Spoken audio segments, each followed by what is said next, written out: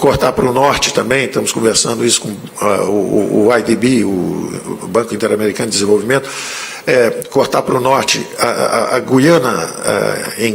Guiana inglesa descobriu muito petróleo e muito gás natural. Então, nós temos que pegar uma saída por Roraima também, e vamos conectar, porque é outra saída, essa pelo Canal do Panamá, e para uma saída também eventual de produtos nossos e também uma entrada eventual de recursos de petróleo, gás natural, tudo isso para conectar também com a nossa rede. Cá embaixo, na Argentina, que descobriu Vaca Muerta, é onde eles descobriram shale gas, né? A mesma coisa que está permitindo os Estados Unidos se reindustrializarem, que é a energia barata. Nós estamos indo na mesma rota, deflagramos também o choque da energia barata e queremos esses investimentos que vão conectar. Então, esse gás que vem da Argentina, temos já o gás da Bolívia e vamos ter o gás que vai sair do pré-sal. Com gás, esse aumento brutal na oferta de gás e a quebra de dois monopólios, um monopólio na exploração de gás e o outro na distribuição de gás. Os dois monopólios eram estatais. Quebrando esses dois monopólios, isso também foi uma ação concertada com a Agência Antitrust, o CAD, com a Agência Nacional de Petróleo, o ODONI, com o Castelo Branco na Petrobras, com o ministro Bento na Minas Energia, quer dizer, com esse movimento, o TCU também, com esse movimento coordenado, nós vamos dar esse choque da energia barata, já está sendo dado, e a gente imagina que em 1 ano e meio, eu tinha falado 2 anos, então agora falta ainda 1 ano e meio, nós acreditamos que o preço da energia cai, o preço da termoelétrica cai, 30%, 40%, e o Brasil começa uma reindustrialização em cima de energia barata, que o Brasil se desindustrializou aceleradamente. Uma parte por erros de macroeconomia, com impostos muito altos, juros muito altos, e câmbio cortando, o câmbio lá embaixo, 1,80, 2, então uma parte por falta de coordenação entre política monetária e fiscal. Coordenação que os senhores já estão vendo que hoje já existe. Nós fizemos o menor déficit dos últimos 5 anos, nesse primeiro semestre do ano, e tivemos a maior geração de empregos também dos últimos 5 anos. E tudo isso movido por também crédito privado, atividade privada, sem nenhum subsídio, sem nenhuma intervenção do governo do outro lado. Então o Brasil está se reequilibrando. Eu usava aquela imagem de uma baleia ferida, toda arpoada com juros, com impostos, e nós estamos removendo os arpões aos poucos. Ainda falta remover os maiores arpões, que são justamente os impostos excessivos, um manicômio tributário desorganizado. Nós estamos caminhando e continuamos ainda na direção de uma simplificação geral. Vamos encaminhar os primeiros passos. Nós tínhamos 3 pilares. O primeiro pilar da nossa reforma é justamente o que chamamos de IVA dual. Era uma proposta do Saxida, do Iwata, são 2 economistas que temos lá, que propõem justamente o IVA, o valor adicionado, o imposto de valor adicionado, a nível federal. Nós vamos simplificar os nossos impostos e fazer. Agora, nós não podemos impor a outros entes federativos, somos liberais, gostamos da descentralização de poder e decisões, nós não podemos impor para os prefeitos que vão acabar o ISS deles e que vão acabar os ICMS dos estados. Nós temos que dar o exemplo, liderar pelo exemplo, fazendo a nossa simplificação e caminhando nisso. E nisso é conciliatório com a proposta que está lá na Câmara, do Baleia Rossi, porque fazendo essa iniciativa estamos dizendo, olha, estamos prontos para acoplar. Se São Paulo quiser acoplar, Minas acoplar, o Rio acoplar, 3 grandes estados acoplarem, o Brasil todo vem junto, porque vai ser muito fácil as empresas se localizarem aqui ou ali, e acaba esse negócio de ter que fazer uma rota. Tem produto que sai de São Paulo, passa por Minas Gerais, volta para o Rio de Janeiro e sobe para ser entregue na Bahia, porque fazendo isso ele paga menos impostos do que se mandar direto de São Paulo para a Bahia.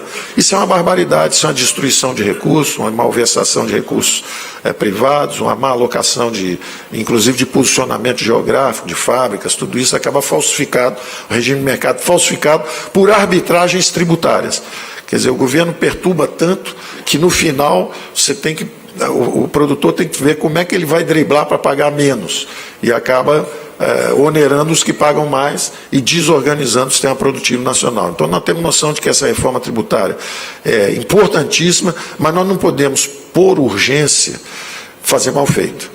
Então nós vamos dar o primeiro passo conciliatório em direção à proposta que já está na Câmara, que é falar, olha, está aqui a nossa contribuição, nosso passo inicial em direção ao IVA dual.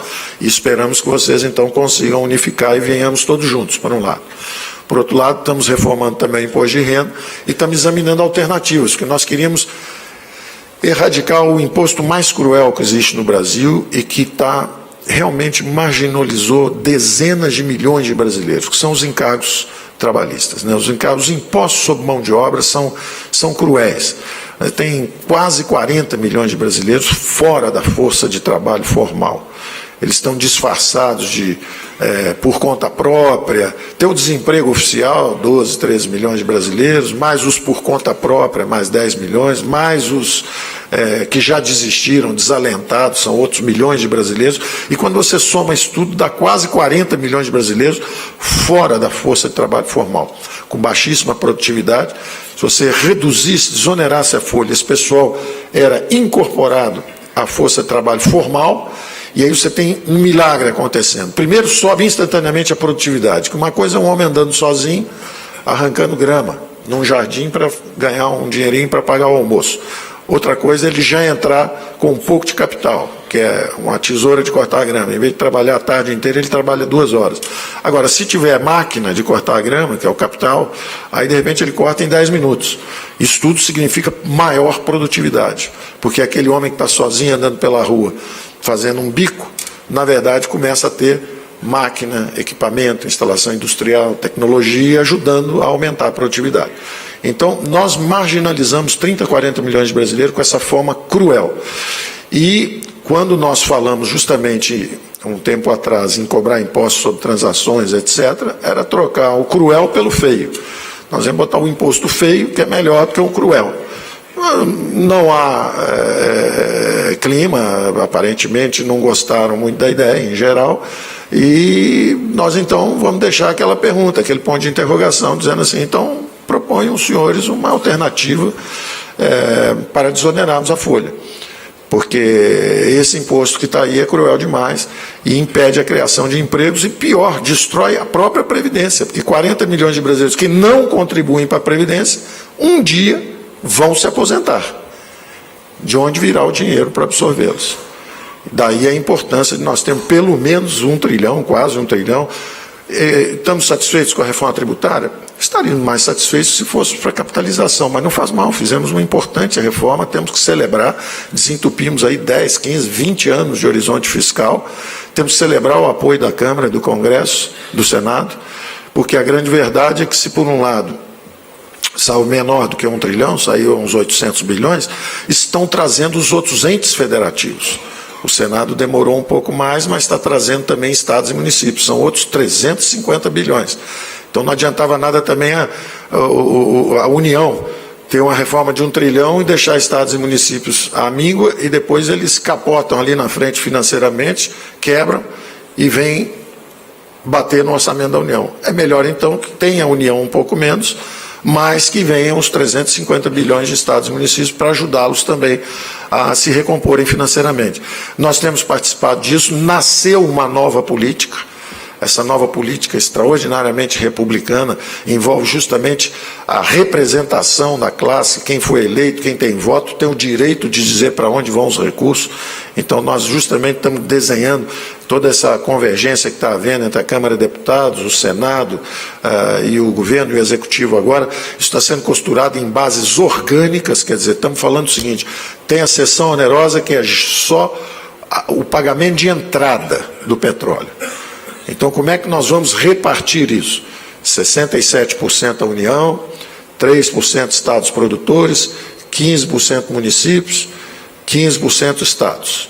Então, isso é um grande acordo político, isso é a nova política, Quer dizer, o Nordeste quer que esse recurso venha sob forma de fundo de participação de estados e municípios. O Sul e o Sudeste, por sua vez, já prefere que venha sob forma de Lei Candir, porque uma região do Brasil recebe mais recursos se for sob forma de fundos de participação, estados e municípios, a outra região recebe mais se for sob forma de Lei Candir. Ora, conversando e se entendendo, acabaram fechando um acordo de forma que seja um acordo político aceito por todos. Então, eu quero celebrar esse acordo político com a Câmara e com o Senado e dizer que a nossa classe política está de parabéns, porque está aprovando um acordo extraordinário, que estava parado há 5 anos, agora esses 100 bilhões saem, começam a ser repartidos, na verdade 30 e poucos vão para a Petrobras, o resto da nossa parte vai reduzir substancialmente o déficit nesse primeiro ano.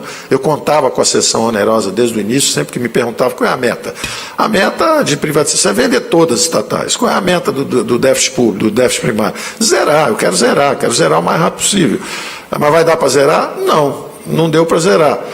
A gente não consegue os nossos sonhos. Eu consegui 1 trilhão em capitalização? Não, mas consegui 20 anos de horizonte fiscal garantido para o Brasil. Então não faz mal atirar para as estrelas. Se chegar na Lua já está autossuficiente. Nós vamos tentar sempre o maior possível. Agora, nós estamos numa democracia e valorizamos o processo. Quando o Congresso chega e fala, deixa eu tirar um pouco aqui do BPC, deixa eu tirar o rural um pouco, porque isso aqui atinge cidades mais frágeis, isso é ruim, essa renda é importante para a população mais baixa. Ok, não tem problema. Aí o Senado vem, tiro mais um pouco aqui, mas em compensação bota os estados e municípios. Isso é uma democracia vibrante funcionando. O Executivo manda proposta, a Câmara transforma um pouco, o Senado transforma um pouco, aprova, celebra-se um acordo, agora destravamos o horizonte de investimentos públicos, então, desculpe, os investimentos na nova fronteira de energia, de petróleo e gás. As reservas estimadas estão entre 500 bilhões, 800, 900 bilhões de dólares, quer dizer, isso é dinheiro que sai do chão dos próximos 20, 30 anos para o Brasil. Isso vai ser distribuído de acordo com mais Brasil, menos Brasília, quer dizer, os recursos que viriam antigamente para Brasília, para os ministros saírem com um saco de dinheiro andando para um lado para o outro, não. Numa democracia, numa república federativa que funciona bem, esse dinheiro tem que descer para a base, para o mais Brasil. Então, o acordo político está sendo feito assim, a iniciativa do Executivo foi justamente colocar na mesa esses termos de uma nova negociação profundamente republicana. Então, não interessa se o governador é da oposição, se é da situação, se o prefeito é da oposição à situação, a verdade é que esse dinheiro tem que ir para a base. Então, no primeiro ano, 35% vão na seção onerosa, que é o pagamento de entrada, são 33%. No primeiro ano, 35%. No segundo ano, 40%. 5% ao ano, 45%, depois 50%. Ao final de 8 anos, esses recursos que estão saindo, 70% já estão chegando na base e só 30% com a União cá em cima.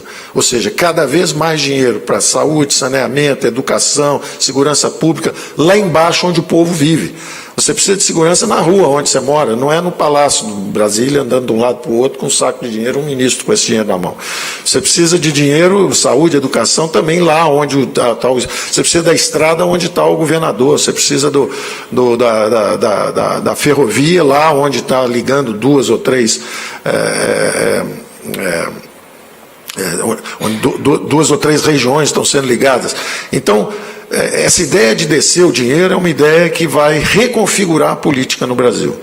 Em vez de correr todo mundo para Brasília para pedir favor, o empresário, em vez de ficar em Brasília pedindo favor, é melhor ele cuidar da concorrência dele, porque o pau vai comer lá embaixo, o dinheiro está lá embaixo.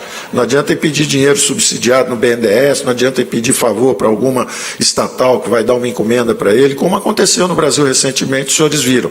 Então, nós estamos corrigindo o eixo. Nós estamos corrigindo o eixo. O eixo da política, inclusive, é o seguinte: vai pedir voto lá na base, vamos emendar numa reforma política com voto distrital, porque os parlamentares têm capacidade de fazer emendas e levar recursos para a base. Mas para fazer isso, eles têm que fazer a parte dele, assumir a responsabilidade de descarimbar o dinheiro público, desindexar, desobrigar, desvincular, para então descentralizar os recursos. Então, essa é a essência.